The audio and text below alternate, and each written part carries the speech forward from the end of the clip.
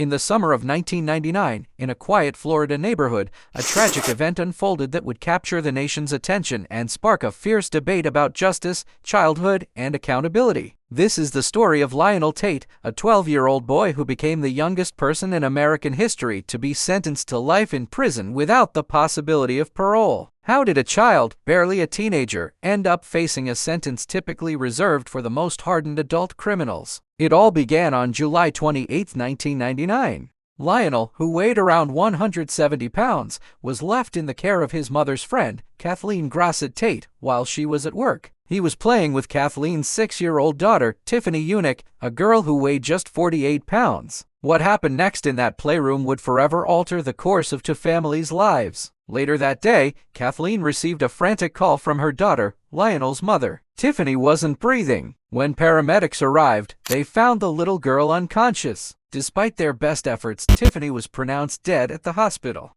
The medical examiner's report was shocking. Tiffany had suffered a fractured skull, a lacerated liver, a broken rib, and numerous other internal injuries. The coroner described her injuries as comparable to those sustained by someone falling from a 3-story building. Initially, Lionel told investigators that he had been wrestling with Tiffany, mimicking the moves he saw his favorite professional wrestlers perform on television. He claimed he had accidentally thrown her into a table. This explanation became the cornerstone of his defense. His lawyers argued that this was a tragic accident, a case of play wrestling gone wrong. They portrayed Lionel as a big, clumsy, but ultimately innocent child who didn't understand his own strength or the potential consequences of his actions. The defense's argument hinged on the idea that Lionel was simply imitating the larger-than-life characters he idolized on TV.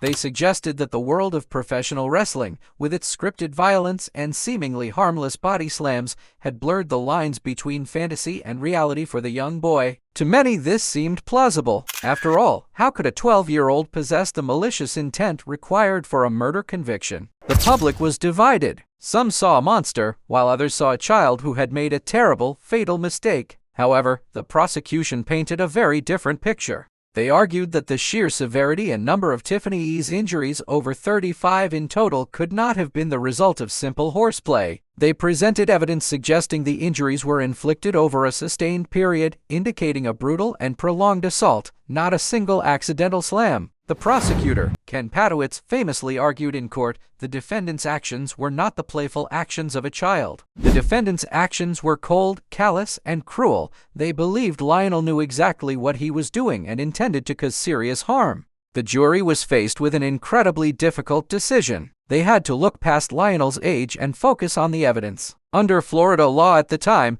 if they found him guilty of first-degree murder, the judge would have no choice but to impose a mandatory sentence of life in prison without parole. There were no lesser charges for them to consider. It was all or nothing. In January 2001, after deliberating, the jury delivered their verdict, guilty of first-degree murder. The courtroom was stunned. Lionel Tate, now 14, stood as the verdict was read. His mother collapsed in grief. The judge, Joel Lazarus, expressed his reluctance but stated that his hands were tied by the law. He sentenced Lionel Tate to life in prison without the possibility of parole, making him the youngest person in modern U.S. history to receive such a sentence. The sentence sparked a global outcry. Human rights organizations, legal experts, and child advocates condemned the decision. How could a society that considers a 13-year-old too young to drive, vote, or even see certain movies sentence him to die in prison? The case became a symbol of the adult time for adult crime philosophy that had swept through the American justice system in the 1990s. Critics argued that the law failed to account for a child's developmental stage,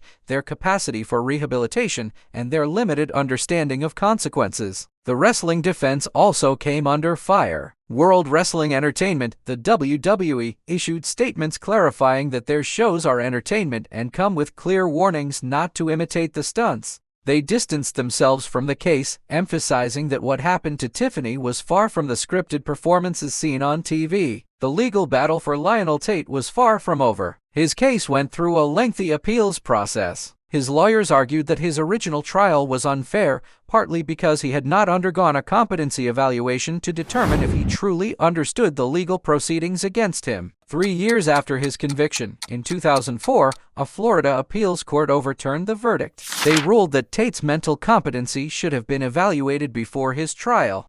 This decision gave Lionel a second chance. Instead of facing a retrial for murder, he accepted a plea deal. He pleaded guilty to second-degree murder and was released from prison, having already served 3 years. The conditions of his release were strict. He would serve 1 year of house arrest, followed by 10 years of probation, and would be required to undergo counseling and complete 1,000 hours of community service. It seemed like a story of redemption was about to unfold. Lionel Tate was free. He had a chance to rebuild his life, to prove that he was not the monster some believed him to be. The public watched, hoping for a success story, a testament to the power of rehabilitation and second chances. Tragically, that is not what happened. Lionel struggled to adapt to life outside of prison. His freedom was short-lived. In September 2004, just a few months after his release, he was arrested for violating his probation. Police found him outside his home late at night, carrying a small pocket knife. While the charge was minor, it was a troubling sign. A judge decided to add 5 more years to his probation but allowed him to remain free.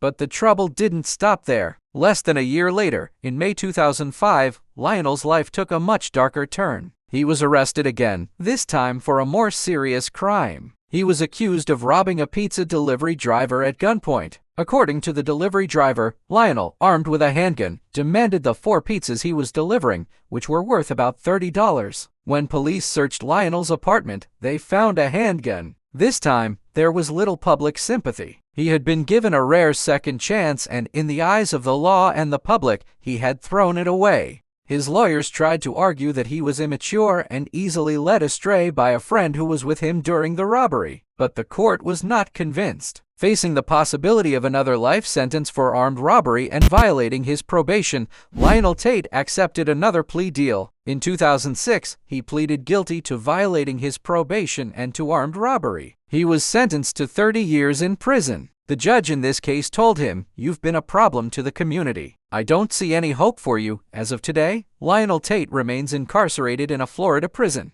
His earliest possible release date is in 2031, when he will be in his mid-40s. His story is a complex and heartbreaking tragedy with no easy answers. It forces us to confront uncomfortable questions about our justice system. Was Lionel Tate a product of his environment, a child who never learned right from wrong? Or was he a cold-hearted individual destined for a life of crime? Was his initial life sentence a miscarriage of justice, or was his subsequent criminal behavior proof that the first jury was right?